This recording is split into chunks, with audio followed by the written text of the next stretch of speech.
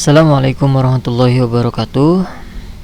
Sekarang saya akan menjelaskan bagaimana caranya menginstalasi sistem operasi Linux menggunakan VirtualBox, di mana sistem operasi memiliki dua interface. Interface yang pertama adalah CLI atau Command Line Interface, di mana interface ini untuk mengakses semua aplikasi, untuk menginstal aplikasi dan lain sebagainya itu harus menggunakan perintah.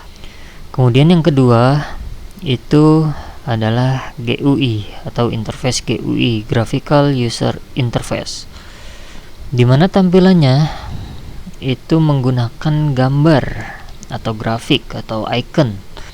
Seperti di layar sini saya menggunakan sistem operasi Windows, yang mana Windows ini memiliki interface GUI. Di sini saat kita membuka aplikasi, kita diberikan icon-icon untuk membuka aplikasi tersebut. Oke, untuk pembahasan yang sekarang, saya akan menginstal sistem operasi Linux berbasis GUI menggunakan VirtualBox. Jadi pertama-tama kita buka VirtualBox-nya terlebih dahulu. Oke, setelah membuka VirtualBox-nya, kita harus membuat virtual mesinnya dulu, dimana kita harus klik new di atas ini ya. Kemudian virtual machine name-nya atau namanya, di sini saya pakai nama saya Husni. Kemudian OS-nya atau operating system-nya kita ubah menjadi Linux karena kita akan menginstalasi Linux. Kemudian OS distribution atau distro-nya dari Linux itu apa yang mau kita install. Saya akan menginstal Debian di sini. Kemudian OS version-nya biarkan saja Debian 4. Kemudian kita akan menyeting RAM. Di sini ada specify virtual hardware. Di sini kalian bisa klik. Kemudian di sini RAM-nya bisa kalian ubah. Di sini saya memakai 2000. Jika pengen mengubah, kalian tinggal blok semua, kemudian ubah misalkan jadi 4000 atau 4 GB, atau bisa geser kanan kiri. Kayak di sini saya ingin menggunakan RAM 2 GB saja. Kemudian kita akan menyeting atau mengkonfigurasi hard disk. Di sini ada specify virtual hard disk-nya. Sama seperti tadi saat konfigurasi RAM, di sini ada size atau ukuran dari hard disk-nya. Kita bisa geser kanan kiri sampai 2 tera di sini. Cuma di sini untuk minimal pembuatan akun atau penginstalasian Linux itu memerlukan 20 GB saja. Jadi saya memakai 20 GB. Jadi jika di belakangnya sudah tera seperti ini, kalian tidak bisa memblok, jadi nggak bisa seperti ini karena teranya tidak akan berubah. Jadi kita geser lebih dahulu biar dia berubah jadi gigabyte, kemudian kita blok, kemudian kita ketikkan 20. Setelah selesai, kita klik finish. Oke, setelah selesai pembuatan virtual machine-nya, kita matikan internetnya terlebih dahulu. Bisa kalian cabut kabelannya atau kalian diskonekin wifi-nya di sini seperti ini, atau bisa juga di VirtualBox-nya di network ini adapter 1 NAT-nya kalian ubah menjadi no attached seperti ini. Kemudian oke, maka dia akan berubah yang tadinya NAT jadi not attached. Oke, kemudian kita akan memasukkan file ISO-nya. File ISO-nya itu kita klik di optical drive di storage-nya di sini, optical drive empty. Jadi bukan storage-nya yang diklik tapi optical drive-nya, yang bacaan optical drive empty-nya. Kita klik, kemudian choose this file. Kemudian kita cari file ISO-nya. Di sini saya ada di file D di folder aplikasi, kemudian folder sistem operasi. Jika di komputer kalian tidak ada, kalian bisa download terlebih dahulu, tapi jika sudah ada, jadi kalian bisa cari di sini, bisa di download, dokumen, picture, musik, tergantung kalian penyimpanannya di mana. Oke, di sini saya buka aplikasi, sistem operasi, kemudian Debian 11.11, kemudian klik open, maka yang tadi optical drive empty sekarang berubah menjadi Debian 11.11. Oke, setelah kita memasukkan file ISO-nya, kemudian kita klik start. Kita tunggu sampai ada jendela baru atau tampilan barunya terbuka. Oke, di sini sudah muncul tampilan baru atau jendela baru dari menu BIOS mode. Di sini Debian GNU _Linux installer, menu BIOS mode.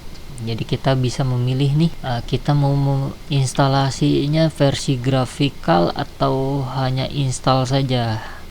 Perlu kalian ketahui, untuk graphical install itu berbasis CLI, untuk untuk graphical itu menggunakan interface GUI, kalau install saja menggunakan interface CLI. Karena kita mau menginstal Linux berbasis GUI, kita pilih yang graphical install saja, kemudian enter. Jadi perbedaannya, kalau kita memilih yang install, setelah enter itu kita tidak bisa menggunakan mouse. Tapi kalau kita menggunakan graphical install, kita masih bisa menggunakan mouse untuk memilih.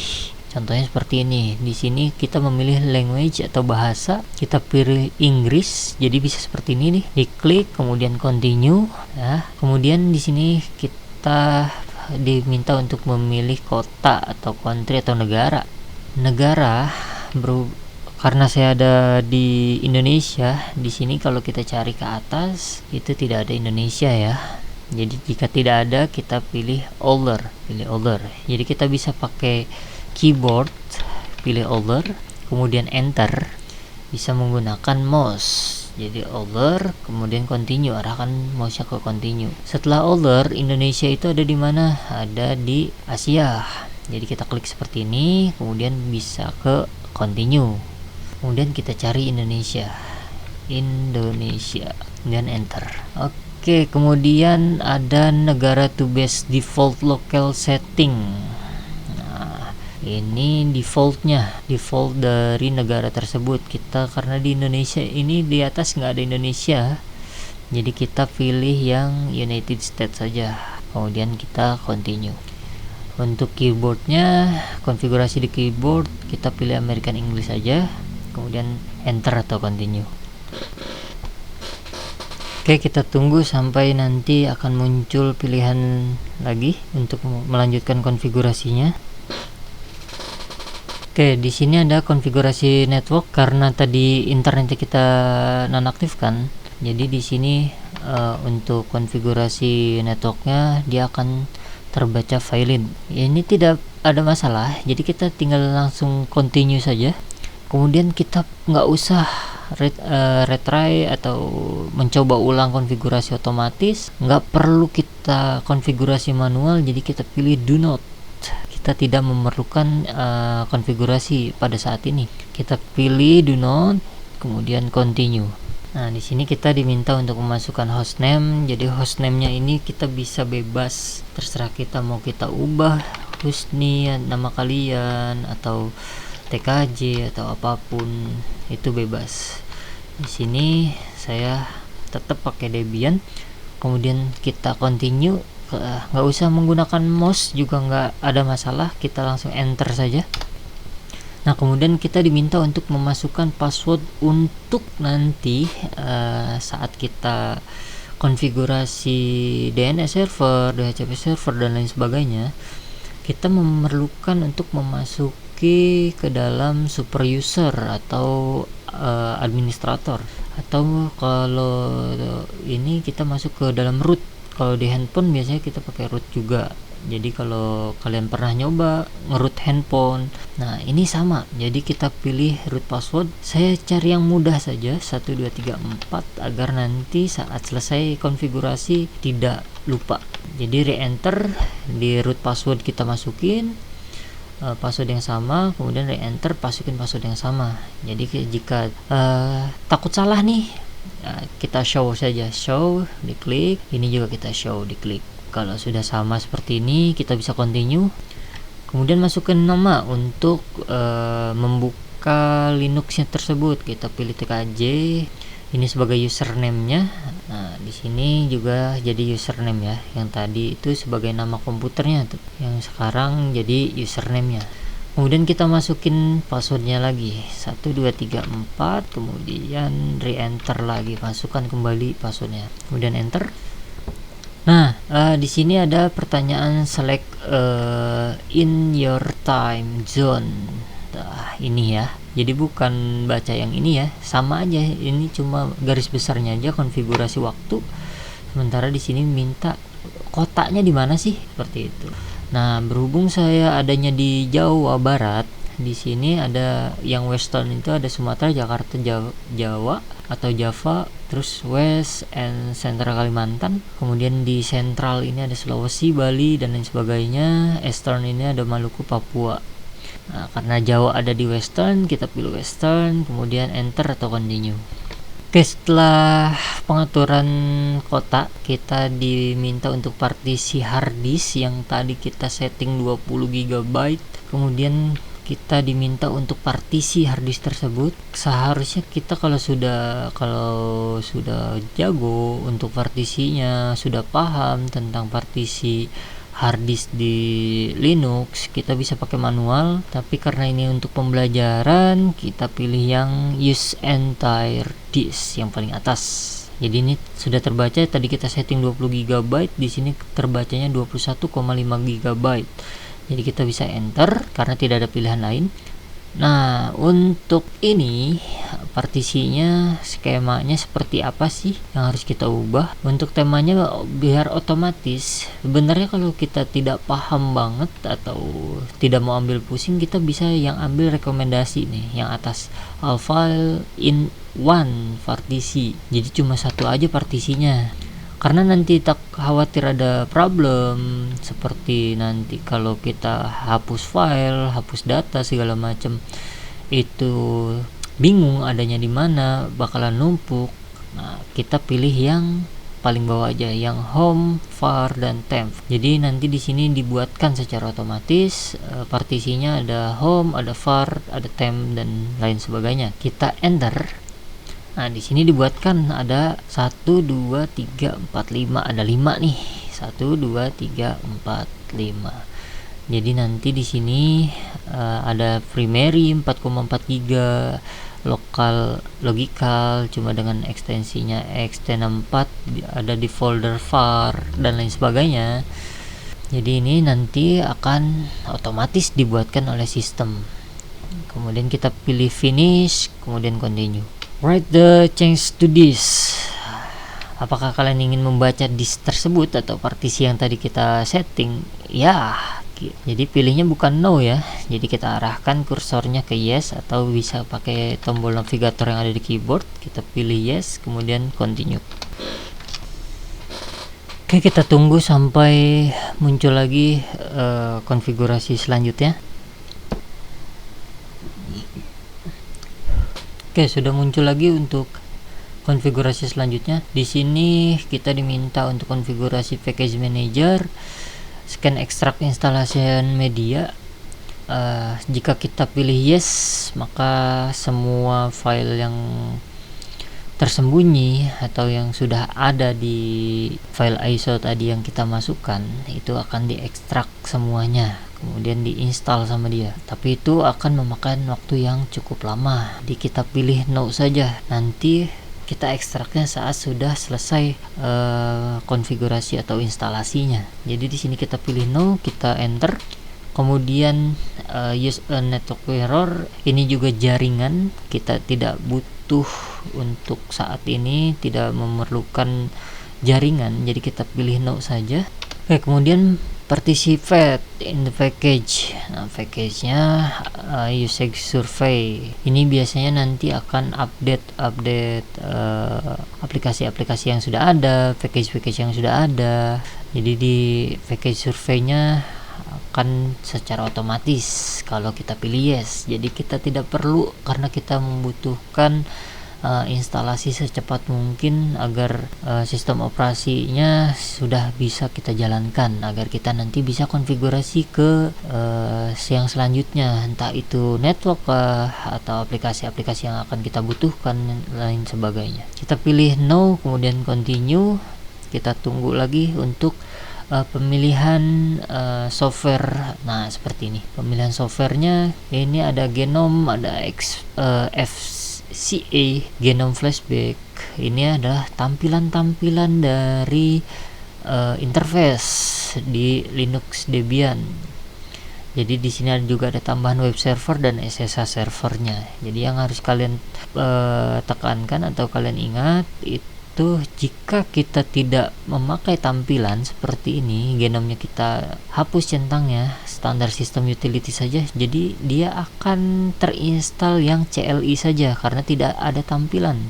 Jadi kita kan mau menginstalnya berbasis GUI atau Graphical User Interface. Kita memerlukan icon, kita memerlukan grafik, kita memerlukan gambar. Jadi kita harus memilih nih antara Genome, XFCE, Genome Flashback dan lain sebagainya. Jadi kita pilih untuk dua ini, Debian Desktop, terus Genome, kemudian standar sistem utilities. Untuk web server dan SSH server nanti kita akan bisa konfigurasi setelah sistem operasinya selesai diinstal. Kemudian kita klik continue. Oke, di sini dia sedang mungkin sedang ekstrak file softwarenya yang tadi interface-nya untuk aplikasi-aplikasinya sedang diekstrak dan diinstal dengan sendirinya atau otomatis. Ini ada 1383 file. Nah, di sini sedang di unpacking atau diekstrak sama dia dan langsung diinstal sama dia. Oke, kita tunggu sampai proses instalasi softwarenya selesai. Nanti akan muncul konfigurasi yang selanjutnya, yaitu instalasi grup GRUB.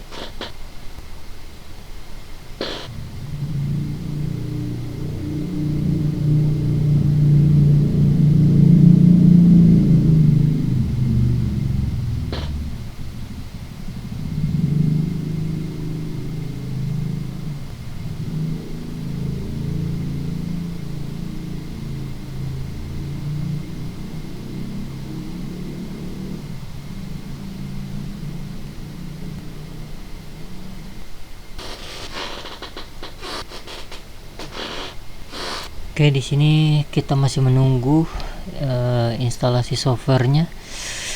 Jadi banyak aplikasi bawaan yang sedang diinstal oleh sistem operasinya.